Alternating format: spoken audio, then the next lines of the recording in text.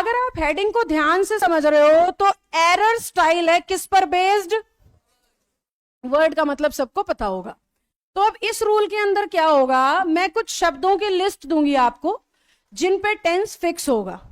जैसे हमें ये पता है इट इज टाइम के साथ अगर सब्जेक्ट है तो टेंस फिक्स है सिंपल पास्ट, ऐसे ही कुछ शब्द भी हैं, अगर ये वाला शब्द है तो टेंस उस पे फिक्स है। कौन से शब्द, सबसे पहला पॉइंट सबसे आसान वाला उठा रही हूं।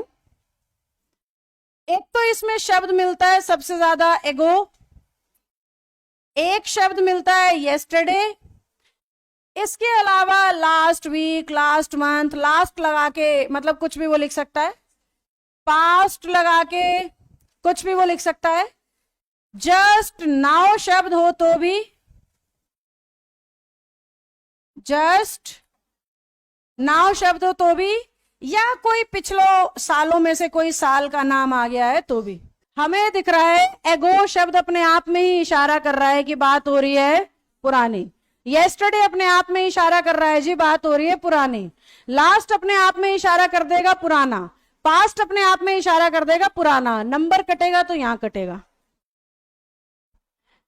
क्योंकि बच्चे को जस्ट में फीलिंग आएगी अभी और नाउ में तो आएगी बिल्कुल अभी, जिस वजह से वो प्रेजेंट की तरफ झुक सकता है।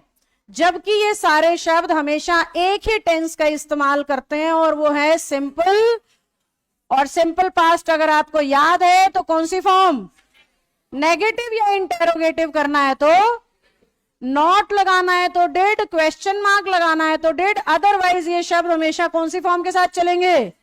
तो अब आपका काम क्या है, तातेती ढूंढने की बजाय इन शब्दों को ढूंढो। अगर इनमें से कोई भी शब्द है तो कभी भी एक्सेप्शन नहीं है, कभी भी अपवाद नहीं है, हमेशा सेकंड फॉर्म ही आएगी। तो नंबर पक्का आएगा अगर ये शब्द याद है और इसका टेंस भी याद है। नंबर पक्का जाएगा अगर हिंदी याद है, अगर जचावट याद है।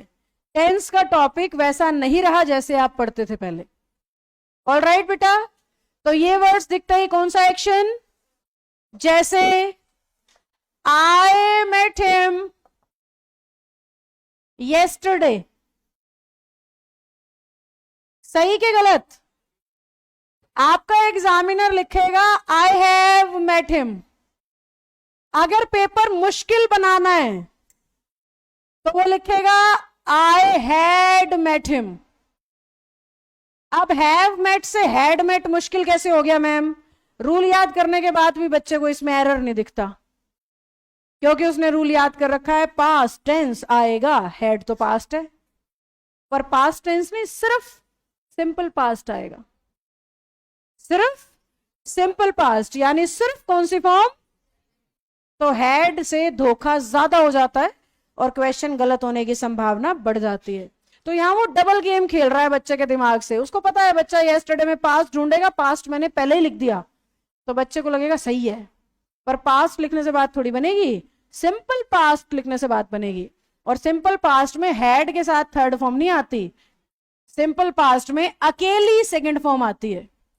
तो सही आंसर है I met him yesterday, I met him 3 days ago। कैसे भी वो क्वेश्चन बनाए, अगर ये शब्द हैं तो सिर्फ सेकंड फॉर्म आएगी।